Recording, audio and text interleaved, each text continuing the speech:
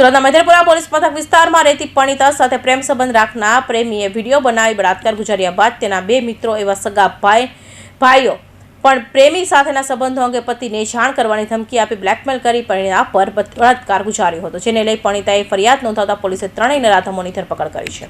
સુરતના મધેરપુરા પોલીસ મથકની હદમાં રહેતી પરિણીતા સાથે 3 લોકોએ બળાત્કાર ગુજાર્યો હોવાનો બનાવ સામે આવ્યો છે.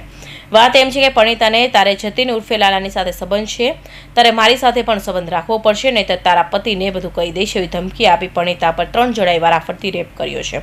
હવસખોરોના ત્રાસથી કંટાળી પરિણીતાએ પતિને વાત કરતા આખો મામલો પોલીસ સ્ટેશને પહોંચ્યો છે. પોલીસ મધેરપુરાએ 30 વર્ષીય પરિણીતાની ફરિયાદને લઈ બળાત્કારનો ગુનો દાખલ કર્યો છે. બીજી તરફ પોલીસે બળાત્કારના ગુનામાં ગોલવાડ ખાતે રહેતા જતીન ઉર્ફે લાલો રમેશ રાણા અને લાલા દરવાજા ખાતે રહેતા 2 સગા ભાઈઓ પિયુષ લક્ષ્મણ ઉત્કરે અને તેનો ભાઈ વિશાલ લક્ષ્મણ ઉત્કરે ધરપકડ કરી છે.